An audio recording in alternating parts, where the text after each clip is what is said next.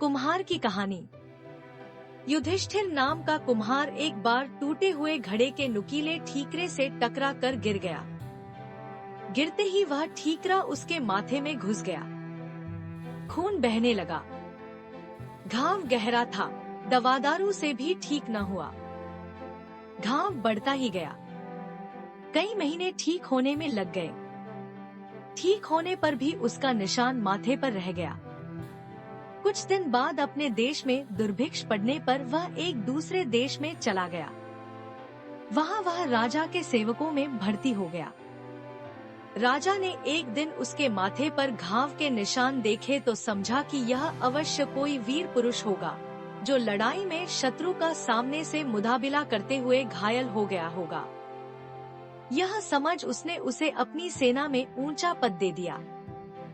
राजा के पुत्र व अन्य सेनापति इस सम्मान को देखकर जलते थे, लेकिन राजभय से कुछ कह नहीं सकते थे। कुछ दिन बाद उस राजा को युद्ध भूमि में जाना पड़ा। वहाँ जब लड़ाई की तैयारियां हो रही थी, हाथियों पर हौदे डाले जा रहे थे, घोड़ों पर काठियां चढ़ाई जा रही थी। युद्ध का बिगुल सैनिकों को युद्ध भूमि के लिए तैयार होने का संदेश दे रहा था। राजा ने प्रसंगवश युधिष्ठिर कुंभकार से पूछा, वीर, तेरे माथे पर यह गहरा घाव किस संग्राम में कौन से शत्रु का सामना करते हुए लगा था? कुंभकार ने सोचा कि अब राजा और उसमें इतनी निकटता हो चुकी है कि राजा सच्चाई जानने के बाद भी उसे मानता रहेगा। यह सोच उसने सच बात कह दी कि यह घाव हथियार का घाव नहीं है, मैं तो कुंभकार हूँ। एक दिन शराब पीकर लड़खड़ाता हुआ जब मैं घर से निकला तो घर में बिखरे पड़े घड़ों के ठीकरों से टकरा कर गिर पड़ा। एक नुकीला ठीकरा माथे में गड़ गया। यह निशान उसका ही है। राजा यह बात सुनकर बहुत लज्जित हुआ और क्रोध से कांपते हुए बोला, तूने मुझे ठगकर इतना ऊंचा पद पा लिया, अभी मेरे राज्य से निकल जा।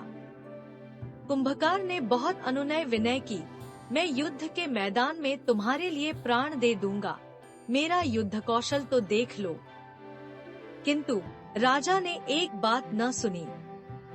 उसने कहा कि भले ही तुम सर्वगुण संपन्न हो, शूर हो, पराक्रमी हो, किंतु हो तो कुंभकार ही।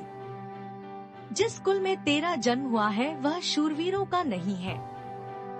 तेरी अवस्था उस गीदड़ की तरह है, जो शेरों के बच्चों में पलकर भी हाथी से लड़ने को तैयार न हुआ था।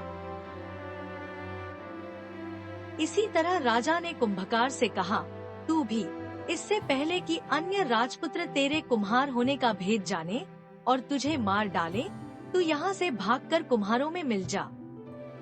अंत में कुम्हार वह राज्य छोड़कर चला गया।